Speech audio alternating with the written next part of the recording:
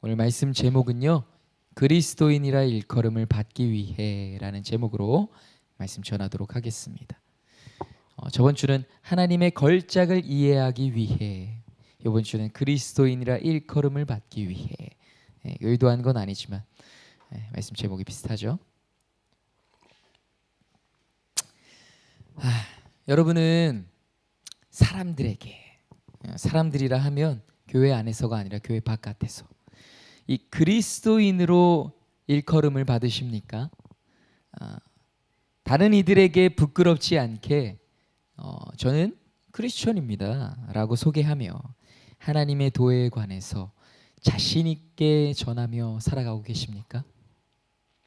요즘 세상 사람들은요, 이 기독교를 뭐라고 부릅니까? 개독교라고 부릅니다. 예. 너무 자주 들어서 이제 우리가 익숙해져 가지고 그냥 이렇게 얘기할 수 있는 것 같은데 상당히 끔찍한 별명입니다. 끔찍한 별명. 번번이 이 목사들의 성추행 기사가 정말 번번이 납니다. 세간에서는 뭐라고 평가해요? 목사가 목사했다 합니다. 예전 같았으면 아니 어떻게 목사가 그럴 수 있어 하는데 요즘에 어떻다고요? 목사가 목사했네. 그럴만했지 목사니까 합니다. 요즘에는요. 예. 대형 교회 재정 비리 문제, 뭐 교회 주변에 또 어떤 문제들이 많아요. 주차 문제가 아주 극심해요. 뭐라고 붙여놓고 나가요? 예배 중입니다. 전화하지 마세요. 이런 상도덕이 없는 교인들의 이 문제들이 불거진단 말이죠. 인격 문제, 교회 다니는 사람인데 인격으로 문제가 막, 또 업주로 있는데 교회 다닌다는데 막 임금 제대로 주지도 않고 주휴수당 어떻게든 안 주려고 막 꼼수 쓰고. 사람들은요, 이러한 크리스천을 보면서 고개를 절레절레 혀를 끌끌 찬다 이 말입니다. 여러 가지 문제들이 교회 안에 대두되었어요.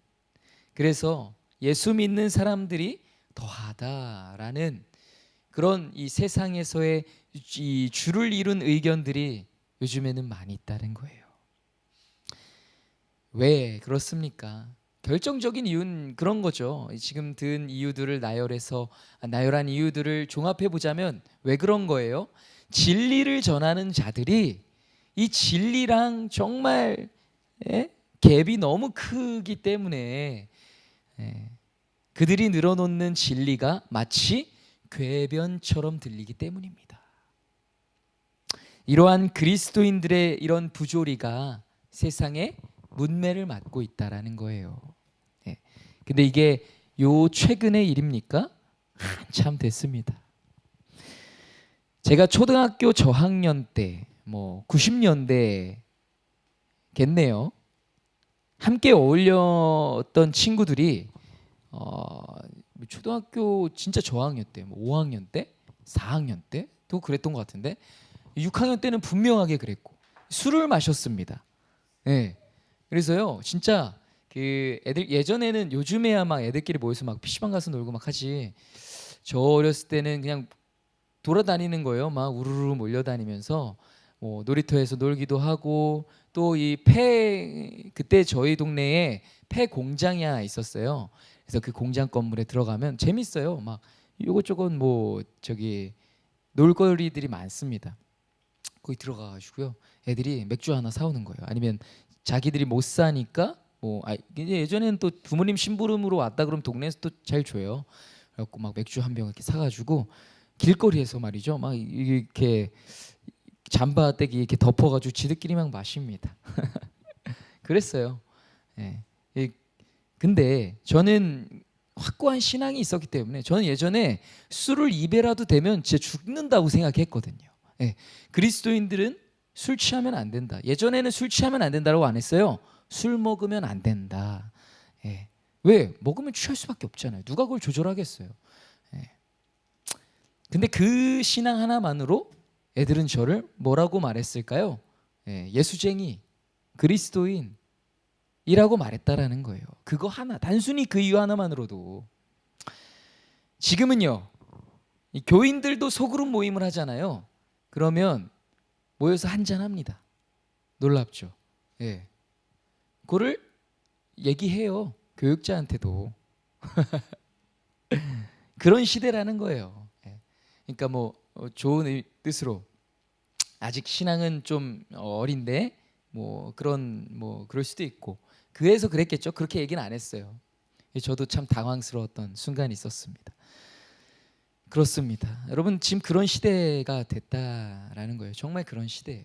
제가 오버하고 부풀리는 게 아니라 정말 그런 시대예요. 설교 시간에 여러 번 말씀드렸잖아요.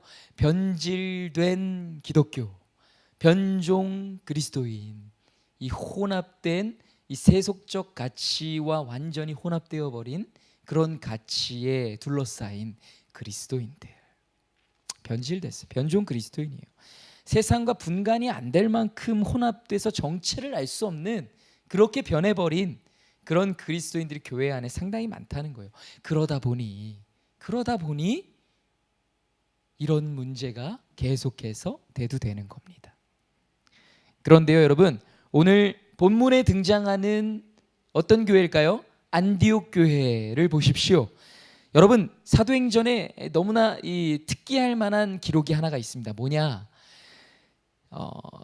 제자들이 비로소 그리스도인이라 일컬음을 받았더라라는 거예요. 그 교회가 어떤 교회예요? 안디옥 교회입니다. 안디옥 교회에서 제자들이 비로소 그리스도인이라 일컬음을 받았다라는 거예요. 그리스도인. 유대인은 뭐예요? 유대인, 주스. 그리스인, 뭐 헬라인, 그릭스. 이때 그리스도인, 크리스천. 그리스도인이라 그때부터 그런 거잖아요. 유대인은 그들의 민족성, 그 정체성을 말하는 유대인 아닙니까? 헬라 문화권을 그들의 이 둥지로 삼은 그 사람들, 헬라인, 그리스도인, 하나의 고유 명사가 됐다라는 거예요. 이때야 비로소 굉장히 중요한 사건이 이때 일어나게 된 것입니다. 여러분, 이거는 개독교 같은 부정적 별명이 아니에요. 그들이 전하는 예수에 관한 도와 참으로 어울리는 자들에게 세상이 붙여준 별명이 뭐냐? 그리스도인이라는 별명이라는 거예요. 그 어느 때보다 우리는 그리스도인으로 일컬음을 받아야 하는 시대입니다. 그 시대가 바로 지금이라고요. 그러한 회복의 신호탄을 우리 사랑을 이루는 교회가 쏘아 올릴 수 있게 간절히 바랍니다. 우리 이 교회가 반드시 그 사명을 감당하는 귀한 교회가 되기를 주님의 이름으로 간절히 축원합니다. 아멘. 우리 본문 말씀으로 돌아가 보겠습니다. 이 안디옥 교회의 이야기를 이해하려면요, 먼저 사도행전 10장과 11장 전반부에 등장하는 이 베드로와 그리고 백부장 고넬료에 관한 이야기를 이해해야 합니다. 먼저 이 선의해가 있어야 돼요. 백부장 고넬료가 누구예요? 아시죠? 네, 백부장 고넬료, 이 가이사랴 지역에 살고 있었던 이 이달리아 부대의 백부장, 그러니까 100명 정도의 군사를 거느렸던 그런 상관입니다. 뭐 100명 딱 맞춰서 있진 않아요. 50명에서 100명 정도인데 그 정도의 그 규모를 거느리는 그 상관, 백부장입니다. 근데 이 백부장을 뭐라고 기록하고 있습니까? 사도행전 10장 2절 말씀이에요. 그가 경건하여 온 집안과 더불어 하나님을 경외하며 백성을 많이 구제하고 하나님께 항상 기도하더니. 이방인이에요. 하나님을 뭐라고 해야 될까? 예수 믿는 사람, 지금처럼 우리 크리스천 뭐 이렇게 얘기할 수 있는 당시에 하나님을 믿는 사람들은 뭐예요? 주스, 유대인만이에요. 다른 민족, 다른 이방인입니다. 근데 그 사람이 하나님을 경외했고 또 백성들을 많이 구제하고 항상 하나님께 기도하던 사람이라는 거예요. 얼마 전에 이찬수 목사님이요, 택시 드라이버를 하시면서 처음으로 받았던 손님이 스님이었대잖아요. 같이 있었던 사람들이. 근데 이찬수 목사님이 굉장한 실수를 범했음에도 불구하고 너무나 이 통넓은 아량을 베풀었던, 괜찮다 했던 그런 모습을 보면서 오히려 예수 믿지 않는 사람들이 그리스도인다운 모습을 보여줘서 놀랐다 하시잖아요. 뭐 저도 종종 그런 느낌을 받을 때가 있어요. 세상 사람들로부터. 고넬료도 이 예수 믿는 사람들에게 그런 느낌을 주는 사람이었을 거예요. 아마 그랬을 겁니다. 정확히 표현하자면요, 유대인들에게 그런 사람이었을 거예요. 왜? 유대인이 아닌데도 하나님을 섬기고 잘 알았고 하나님을 경외했던 자가 바로 고넬료였기 때문이에요. 근데 고넬료는요, 아직 복음을 전해 들었던 사람은 아니었습니다. 복음이라 하면 뭡니까? 하나님의 아들 예수 그리스도께서 성육신하셨고 우리를 대신해서 죄를 짊어지시고 돌아가시고 부활하셨다. 그래서 우리가 영원한 죽음에서 생명에 이르는 구원을 얻는 이 복음이잖아요. 복음은 전해 듣지 않았던 사람이 고넬료였어요. 하나님을 경외했던. 여러분, 당시는요, 이방인들은 절대로 유대인이 될 수 없었어요. 왜 그럴까요? 할례 때문에 그렇습니다. 할례. 이방인들은 할례를 받을 수가 없어요. 유대인이 될 수가 없어요. 절대 안 돼요. 그 유대인과 이방인을 구분짓는 이 굉장한 하나의 사건이 바로 할례라는 거예요. 결코 그 언약의 울타리 안으로 들어올 수 없었던 사람들, 하나님을 경외해도 구원받을 수 없었던 사람들이 이방인이라는 거예요. 이방인이었어요. 그런 사람들이었습니다. 이 할례의 문제를 다루면 좀 이렇게 내용이 많이 또 다른 데로 가니까 좀 각설하고요. 이 단순히요, 유대인들만 이방인을 향해서 저들은 구원이 없는 자들이라고만 생각한 게 아니에요. 그냥 유대인들만 그렇게 생각한 게 아닙니다. 예수님의 제자들도 그렇게 생각했다는 거예요. 왜요? 그들도 유대인이었으니까. 복음을 들었지만 그 복음이 누구에게 전해진 거라고 들었어요? 자신의 민족들에게 전해졌다고 믿었기 때문입니다. 물론 그렇게 말씀 안 하셨는데 제자들이 아직 깨닫지 못한 상태가 지금 이때라는 거예요. 베드로도 마찬가지고요. 그런데 이 어떤 일이 일어납니까? 아주 신기한 일이 일어납니다. 그 모든 이 유대인 크리스천들의 모든 이 통념을 깨는 한 가지 사건이 발생하는데 그게 바로 베드로의 환상이에요. 베드로가 환상을 봐요. 어떤 환상일까요? 사도행전 10장 11절에서 16절입니다. 읽어드릴게요. 하늘이 열리며 한 그릇이 내려오는 것을 보니 큰 보자기 같고 내 귀를 메어 땅에 들이웠더라. 그 안에는 땅에 있는 각종 네 발 가진 짐승과 기는 것과 공중에 나는 것들이 있더라. 또 소리가 있으되 베드로야 일어나 잡아먹어라 하거늘 베드로가 이르되 주여 그럴 수 없나이다. 속되고 깨끗하지 아니한 것을 내가 결코 먹지 아니하였나이다 한데 또 두 번째 소리가 있으되 하나님께서 깨끗하게 하신 것을 내가 속되다 하지 말라 하더라. 이런 일이 3번 있은 후 그 그릇이 곧 하늘로 올려져 가니라. 아멘. 어떤 꿈의 내용일까요? 유대인들에게는 먹어야 할 음식과 먹지 말아야 할 음식이 굉장히 디테일하게 구분되어 있었습니다. 하늘에서 한 그릇이 내려왔는데 그 안에 반드시 먹지 말아야 할 음식들이 들어있는 거예요. 근데 그걸 누가 먹으라 그래요? 하나님이 먹으라고 하시는 거예요. 하나님, 거룩하지 않아서 먹지 말라고 모세의 율법을 통해서 가르쳐 주셨잖아요. 내가 먹으라고 했는데 뭐 말이 많냐 그러시는 거예요. 내가 거룩하다고 속되지 않다고 말하는데 뭐가 문제냐 하고 말씀하신 거죠. 그렇게 이 사건이 언제 일어나냐? 베드로가 요빠라는 지역에서 이 무두장이 시몬의 집에 있을 때입니다. 베드로도 시몬인데 시몬의 집에 있을 때 기도하려고 지붕에 올라갔는데 그때 환상을 본 거예요. 황홀경에 빠졌어. 부러워요. 저도 이런 경험이 좀 있었으면 좋겠는데 이 환상의 내용이 그런 내용이었습니다. 그리고 나서 아주 정확한 타이밍이에요. 누가 와요? 백부장 고넬료가 보낸 사람들이 와요. 그 비슷한 시기에 백부장 고넬료에게도 환상을 통해서 하나님 말씀하셨거든요. 저기 요빠라는 지역에 베드로라는 사람이 있다. 그 사람을 찾아서 청에 데리고 와라 라고 말씀하세요. 사람을 보냅니다. 그래서 요빠로 그 사람들이 가요.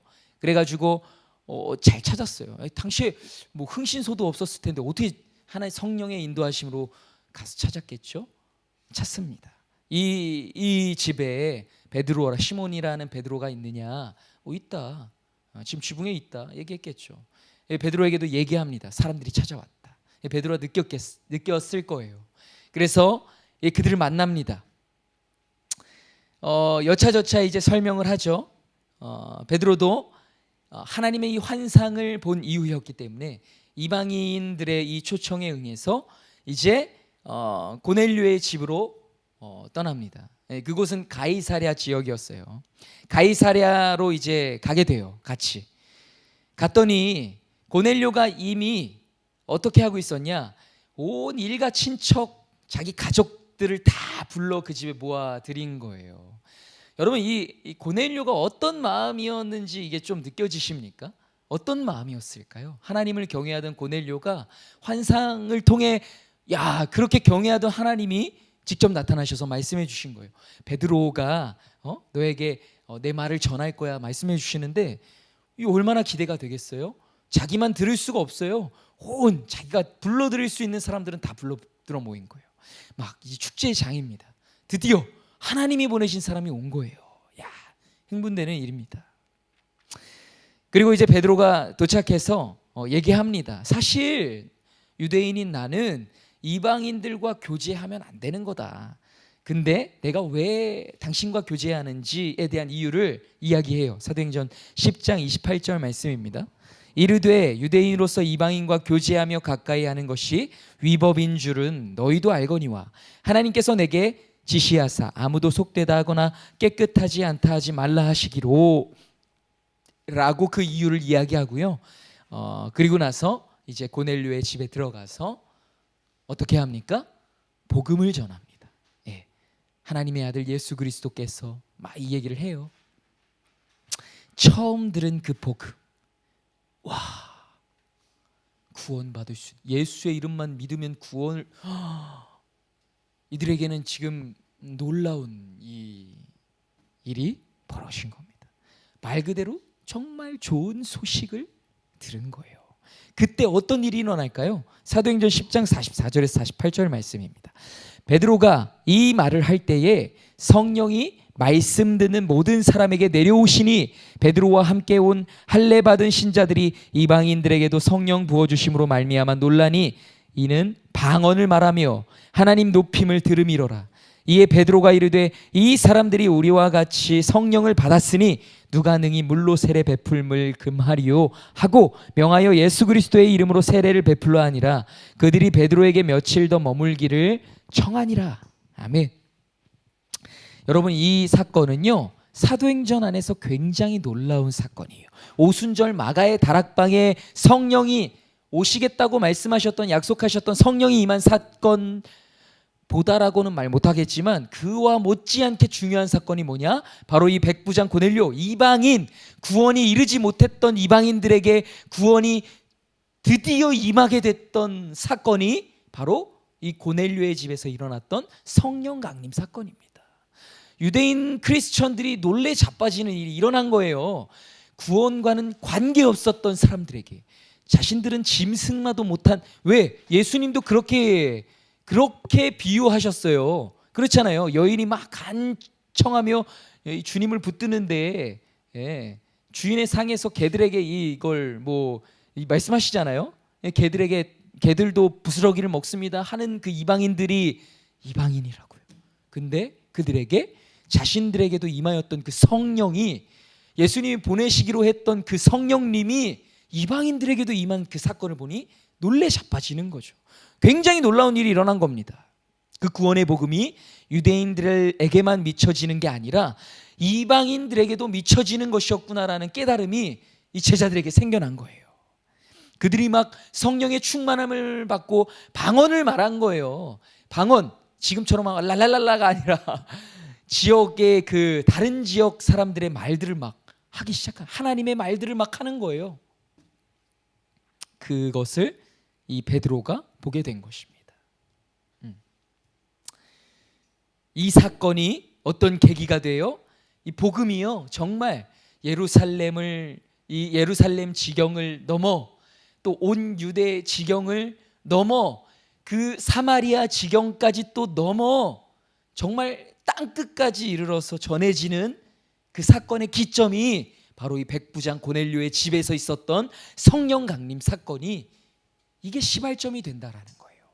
정말 말씀하셨던 대로 복음이 흘러가서 결국 어디까지 왔어요? 대한민국에까지 온 거 아니에요. 우리가 그래서 구원을 받은 거예요. 우리한테는 정말 놀라운 사건이라고요. 예. 여러분, 전개의 발명이 얼마나 놀라운 발견입니까? 마찬가지잖아요. 그 조그만 발견, 그 조그만 발명이 막 이런 나비 효과 같이 마치 이런 은혜를 우리가 누리게 된 거예요. 우리들한테는 여러분, 이거 우리 기억하고 있어야 될 사건인 겁니다. 이방인들에게도 복음이 전해진 사건들. 우리는 철저히 이방인입니다. 구원과는 관계없는 민족이잖아요. 그렇죠? 그러나 이 말도 안 되는 은혜의 사건으로 그 족보에 이름을 올린 거예요. 예. 누가 족보에 뭐 이름을, 요즘 그런 거 없잖아요. 그렇죠? 피를 나누지 않은 사람을 족보에 어떻게 올립니까? 결혼해야 올라오는 거 아니에요? 그렇죠? 그것도 끊어져 나가나? 그렇죠? 어쨌든 그런 겁니다. 놀라운 역사가 이 사건을 계기로 일어나게 된 거예요. 여러분, 이 사건은요, 이렇게 생각할 수도 있어요. 예루살렘 교회가 지난 설교 때 나눴던 것처럼 예루살렘 교회에 큰 박해가 있어서 교인들이 흩어져요. 그렇죠? 그러면 그래서 이 선교의 박차가 가해진 거 아닐까 싶잖아요. 아니에요. 그 흩어졌던 디아스포라 교인들은 누구에게만, 오늘 본문에 나와요, 누구에게만 복음을 전했을까요? 유대인들에게만. 헬라파 유대인이라고 들어봤죠? 히브리파 유대인, 헬라파 유대인. 히브리파 유대인은 원래 히브리 지역에 살았던, 헬라파 유대인은 헬라 지역에 이렇게 떨어져서 살았었던, 뭐 그들의 2세였던 3세였던 그 지역에 있는 그리스도인들이 그 지역에 있었던 유대인들을 헬라파 유대인, 또 히브리 지역에 있었던 유대인들을 히브리파 유대인이라고 합니다. 뭐 당시 헬라파 유대인들이 있었으니까 유대인들에게 복음을 전하는 거죠. 왜? 이방인들에게는. 그러니까 이게 굉장히 놀라운 사건이라니까요. 전해질 수 없는 사람들에게 복음을 전하기 시작한 그 사건이 계기가 된 게 백부장 고넬료의 집안의 사건입니다. 성령 강림 사건. 놀라운 일이에요. 그리고 이 중요한 일을 보고 베드로가 예루살렘 교회에 이제 보고해요. 처음에 이제 유대인 크리스천들이 먼저, 이 소식통이 얼마나 빨라요. 먼저 이 소식을 알아요. 아니, 이방인들하고 어떻게 그렇게 교제를 합니까? 경건한 이 할례 받은 유대인 크리스천이. 그러니까 베드로가 있었던 일을 상세히 고하죠. 사실은 하나님께서 나에게 환상을 보여주셨고 속되다 하지 말라 하시기에 가서 교제했습니다. 교제를 했는데 보십시오. 여러분 보셨어요? 이방인들에게 성령이 임했습니다. 할렐루야. 크리스천들이었잖아요. 그냥 유대인들이 아니었기 때문에 할렐루야 한 거예요. 그렇습니까? 우리 오순절날 마가의 다락방에서 임하였던 그 성령 강림이 진짜 이방인들에게도 임했습니까? 맞습니다. 하나님이 진짜로 이방인들을 통해서 정말 땅끝과 열방까지 복음을 전하려 하시나 보군요. 이제 이 교회도 베드로의 이 이야기에 마음을 연 거예요. 그리고 그때부터 여러분 어떤 일이 일어나요? 드디어 이방인들에게도 복음을 전하는 일이 일어나요. 베드로가 이렇게 얘기해요. 사도행전 11장 18절. 그들이 이 말을 듣고 잠잠하여 하나님께 영광을 돌려 이르되 그러면 하나님께서 이방인에게도 생명 얻는 회개를 주셨도다 하니라. 베드로가 아니라 예루살렘 교회 사람들이 이렇게 얘기한 거예요. 그렇습니까? 그러면 정말 이 회개, 생명 얻는 회개를 이방인에게도 주셨군요 하는 겁니다. 깨달음이 있었던 겁니다. 성령이 그들에게도 임한 거예요. 인정하지 않을래야 인정하지 않을 수가 없는 거죠. 이 사건 이후로 처음으로 이제 이방인들에게도 복음을 전하게 된 거예요. 그때 처음 복음이 전해졌던 지역이 바로 안디옥입니다. 안디옥. 본래는 유대인에게만 말씀을 전했던 디아스포라 교인들이었는데요. 이렇게 얘기하잖아요. 구브로와 구레네 몇 사람이 안디옥에 이르러서는 헬라인에게도 예수를 전파하게 된 것입니다. 헬라인에게도, 헬라파 유대인이 아니라 헬라인에게도, 이 그리스에게도 복음을 전한 거예요.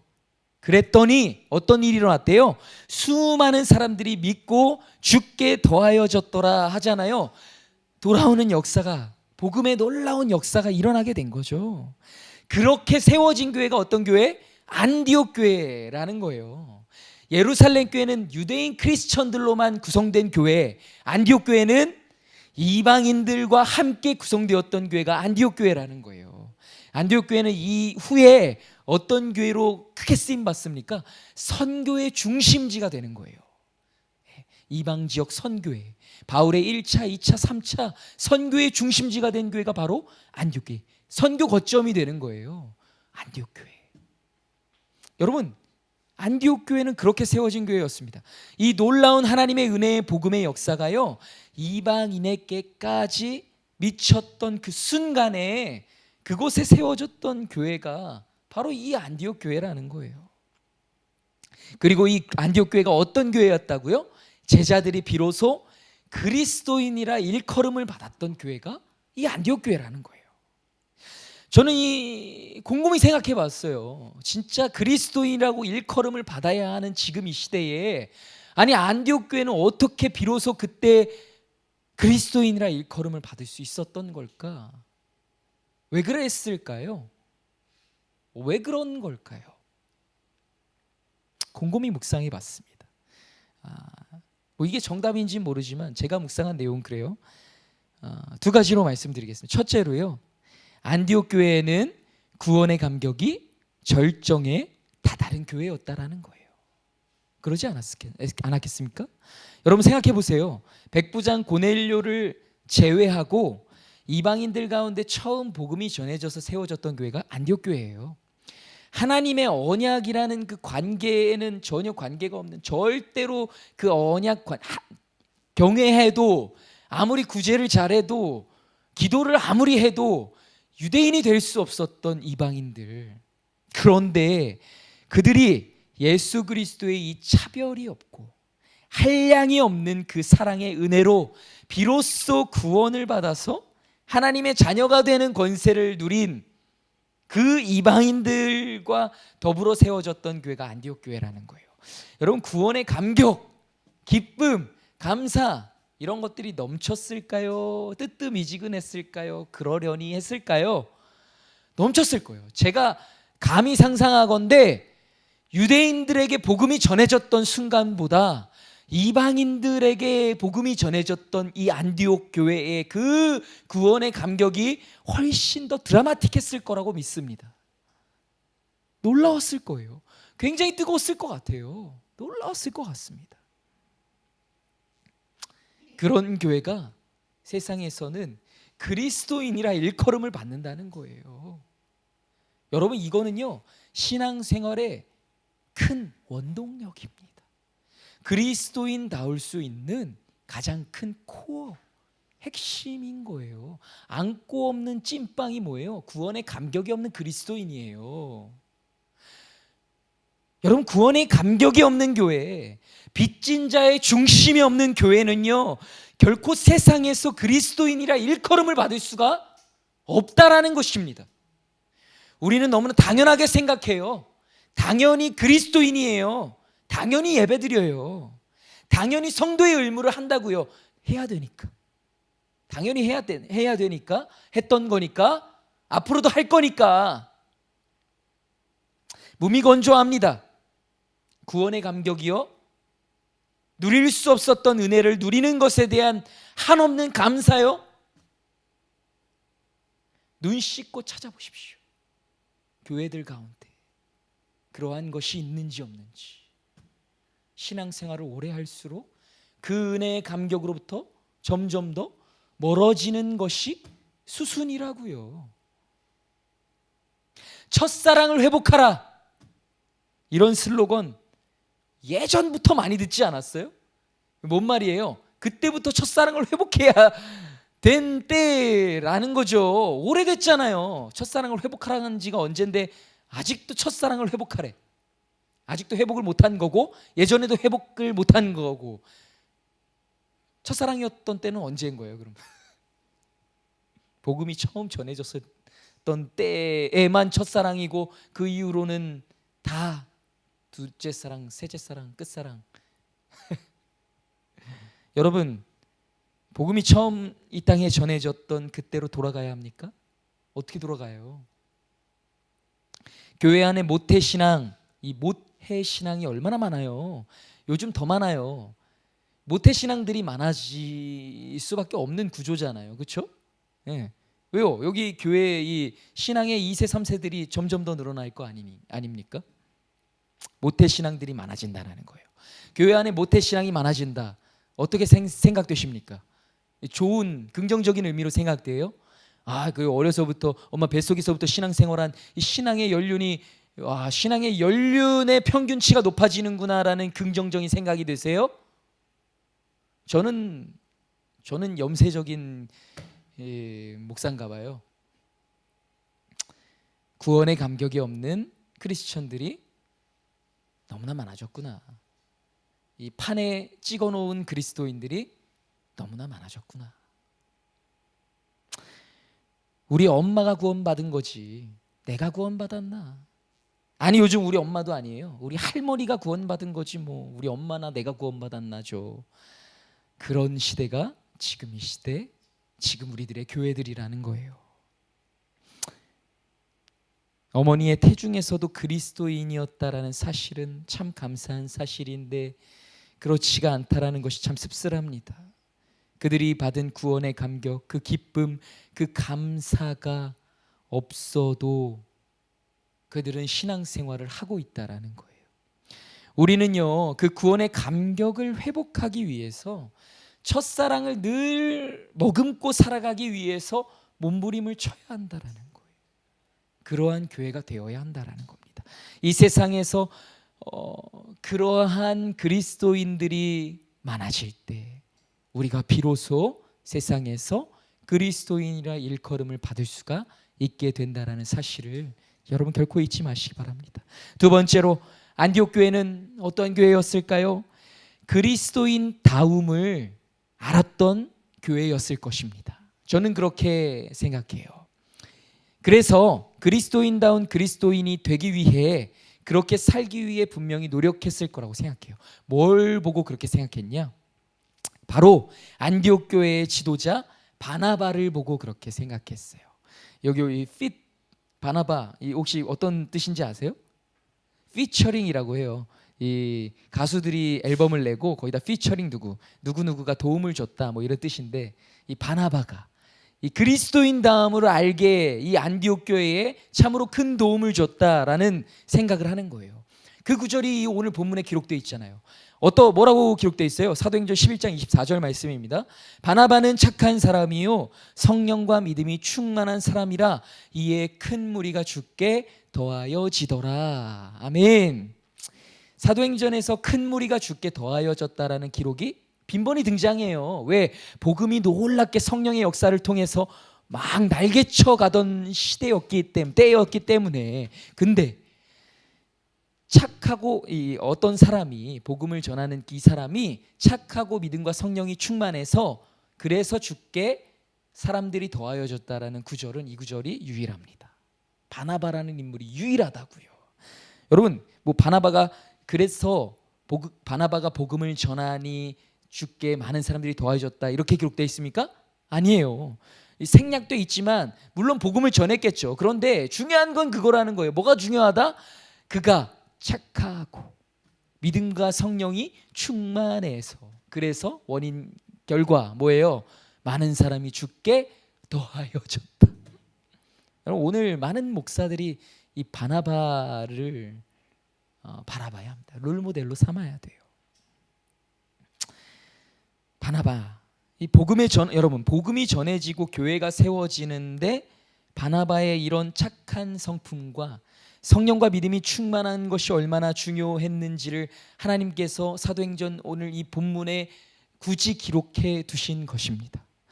여러분, 그 사람의 존재만으로 큰 무리가 주께 더하여졌다라는 것이 얼마나 은혜인지 몰라요. 이것은 말로 전하는 복음이 아니라 삶으로 전하는 복음인 거예요. 존재로 전하는 복음이에요. 이상적인 그리스도인이라고요. 저 사람을 보면 예수라는 분이 정말로 정말로 계신 것 같아. 야, 그리스도의 복음을 믿으면 저렇게 살 수도 있구나 하는 사람, 같은 교회 지도자로서 참 부끄럽기 그지가 없습니다. 이상과 현실의 괴리가 참 저를 늘 괴롭게 해요. 저는 참 부족한 사람이에요. 처음 소명받아서 목사가 되겠다고 결심하고 신학도가 됐지만 이 길을 가면 갈수록 뭔가 저라는 사람은 참 이 길에 많이 어울리지 않는구나라는 생각을 많이 합니다. 그래서 하나님께 이런 고백 많이 했어요. 정말 아니면 하나님, 저 같은 사람보다 바나바 같은 사람, 성도들을 정말 그렇게 착한 성품으로 품어 안고 사랑할 수 있는 그런 목회자를 사용하셔도 이 평적인데 어찌 나 같은 사람은 이런 고백을 많이 한다는 거예요. 그래서 매일 십자가 앞으로 나아간다는 거죠. 나의 정욕을, 나의 죄를, 나의 추악하고 더러움을 매일매일 이 십자가 앞으로 가지고 나아갈 수밖에 없는 거예요. 늘 죽는 거예요. 이 찬수 목사님도 늘 예전에 그 서재에 나는 매일 죽노라, 매일매일 죽어야 한다는 걸 아시고 그렇게 몸부림친다라는 거예요. 그럴 수밖에 없어요. 지름길도 없어요. 왕도가 없어요. 여러분, 목사인 저뿐입니까? 성도들도 마찬가지라는 거예요. 저는 이 평신도라는 말을 굉장히 싫어해요. 그래서 제가 평신도라는 말 쓴 적 한 번도 없을 거예요, 아마. 잘못된 표현이에요. 이 표현이 어디서 왔냐? 가톨릭에서 왔어요. 성직과 성직이 아닌 자들을 구분하기 위해, 구별해야 됐기 때문에, 왜? 자신들이 그 위에 있어야 했기 때문에 성직을 나누는 기준으로 평범한 신도, 평범한 성도, 그런 표현이 바로 평신도입니다. 너네는 평범한 사람들이야. 너네는 성직과는 좀 구분돼. 너 이 정도는 아니야. 이 정도로 거룩하진 않아. 이 정도는 아니야. 그냥 우리 밑에 있으면 돼 하는 표현이 평신도예요. 폄하한 거죠. 여러분, 평신도가 아닙니다. 제자입니다. 제자예요. 저도 제자, 여러분도 제자라고요. 다 같은 제자들끼리 잘해야지. 나만 제자고 여러분도 제자 아니고 아니잖아요. 다른 교회 교인들도 잘 들어야 돼요. 이 영상을 통해서 만약에 듣게 된다면 목사들, 전도사들, 교사들만 잘하면 되는 건가요? 아닙니다. 주님의 몸된 교회, 에클레시아, 교회인 모든 성도들은요, 제자들입니다. 다 바나바와 같이 착하고 믿음과 성령이 충만해야 하는 사람들이라는 거예요. 그래서 세상으로부터 그리스도인이라 일컬음을 받기에 합당한 사람들로 교회 안에 머물러야 한다는 것입니다. 그래야 복음이 전해진다는 사실을 우리는 잊지 말아야 합니다. 그 교회가 안디옥 교회였다라는 것입니다. 그래서 우리는 두 가지를 기억합시다. 첫째, 이 세상으로부터 그리스도인이라 일컬음을 받기 위해서 반드시 구원의 감격을 회복해야 합니다. 어떻게 구원의 감격을 회복할 수 있을까요? 어떻게 할 수 있을까요? 저는 이렇게 생각해요. 늘 회개의 심령을 품는 거예요. 회개의 심령. 여러분, 회개는요, 이 놀라운 거예요. 정말 잘못한 게, 내가 잘못한 게 느껴질 때만 회개하냐? 아니에요. 여러분, 주님 앞에 늘 회개의 심령을 품는 것이 중요합니다. 여러분, 우리는 그렇게 잘나지 않았어요. 하나님의 말씀에 자꾸 물음표를 띄우면 안 된다고요. 그저 겸허하게 고개를 숙이고 무릎을 꿇고 엎드려서 죄인 김종인 주 앞에 나왔나이다 하는 거예요. 늘 나의 부족함을 고백하는 거예요. 하나님 앞에 이상과 현실의 괴리를 호소하는 거예요. 하나님, 나는 이 정도밖에 안 됩니다. 나의 이상은 이만큼인데, 주님이 나에게 주신 소망은 이만큼인데, 비전은 이만큼인데, 나의 사명은 이만큼인데, 나의 현실은 이만큼밖에 안 되는 그 괴리가 너무나 괴롭습니다. 주님, 나를 받아주십시오. 나를 십자가에 못 박습니다. 내가 매일 십자가 앞에 나아가오니 긍휼의 은혜를 베풀어 주옵소서. 늘 호소하는 거예요. 나는 구원받기에 합당하지 않은 사람인데, 내가 이 고넬료의 사건으로 말미암아 나에게까지 구원의 은혜를 베풀어 주신 하나님 감사합니다. 오늘도 내가 구원받았음에 감사한 마음으로 살아가게 하소서. 그 마음으로 하루를 살아가면 성낼 것이 무엇이 있겠습니까? 나는 거저받은 인생인데 베풀지 못할 것이 뭐가 있겠어요? 예? 하나님 앞에 고집필 게 뭐가 있어요? 그저 우리는 구원받음으로 인하여 감사한 인생인데 말입니다. 여러분, 우리는 거저받은 인생이에요. 선물로 받은 인생입니다. 그저 살아있을 수 있음에, 그저 영원히 살아있을 수 있음에 감사할 수밖에 없는 인생들이라는 사실을 여러분이 회개의 심령을 매일매일 십자가 앞에 나아가 품으로 말미암아, 품는 것으로 말미암아 늘 구원의 감격을 회복하며 살아가는 우리 사랑을 이루는 교회가 되길 소망합니다. 마지막으로 두 번째로, 여러분 스스로 그리스도인이라 말하기에 부끄럽지 않게 반드시 그리스도인다워야 한다라는 사실을 잊지 마시기 바랍니다. 그래야 그리스도인다워야 그리스도인으로 일컬음을 받는 거예요. 그리스도인답지도 않은데 그리스도인으로 일컬음을 받기 원하는 건 도둑심보죠. 욕심이 과한 거죠. 그리스도인다워야 그리스도인으로 일컬음을 받을 수 있는 것입니다. 여러분, 우리는 이 몸부림을 멈춰서는 안 돼요. 그러기 위해서 매일 십자가 앞으로 나아가십시오. 여러분, 안디옥 교회의 지도자 바나바가 설교의 귀재라고 하던가요? 아닙니다. 엘리야와 같이 하늘에서 불을 내렸어요? 아니면 그가 가진 것이 많아서 누구보다 구제를 많이 했습니까? 아닙니다. 그는 그저 성품이 착하고, 여러분, 바나바가 성품이 착했던 것은 이 사람의 이야기가 후에 기록되어 있는 것을 보아도 알 수 있어요. 이 사람은 참 성품이 착했던 사람, 믿음과 성령이 충만했던 사람이에요. 그 바나바를 통해서 많은 사람들이 죽게 더하여 줬다. 여러분, 이 얼마나 은혜입니까? 여러분 한 사람 한 사람을 통해서 여러분이 그리스도인다워 여러분을 통해 많은 사람들이 주님께 더하여지는 역사가, 김종인 목사도 다른 것이 아니라 나를 통해서, 그리스도인다움을 통해서 많은 사람들이 주께 더하여지는 역사가 많이 일어나기를 간절히 소망합니다. 참으로 전도가 힘든 시대, 교회가 예수의 이름이 얼룩져 버린 이 시대에 그 어느 때보다 그리스도인으로 일컬음을 받아야만 다시 교회를 회복시킬 수 있는 시대가 오늘 시대라는 것을 기억하시고 반드시 그리스도인으로 일컬음을 받으시는 우리 사랑을 이루는 교회 모든 성도 여러분들 다 되시기를 주님의 이름으로 축원합니다. 함께 기도하겠습니다. 주님, 나는 아무것도 아닙니다. 늘 그 사실을 잊지 않고 매일 십자가 앞으로 나아가 주님께 은혜를 구하여 그리스도인답게 하여 주옵소서. 그리스도인답게 살아가길 원합니다. 주님, 그 구원의 감격을 기억하게 하소서. 그 뜨거운 심령으로 매일매일 살아나게 하여 주시옵소서. 하나님 앞에 그 은혜로 살아가면 그리스도인답지 않을래야 않을 수가 없을 것입니다. 주님, 그러한 그리스도인들이 많아져야 합니다.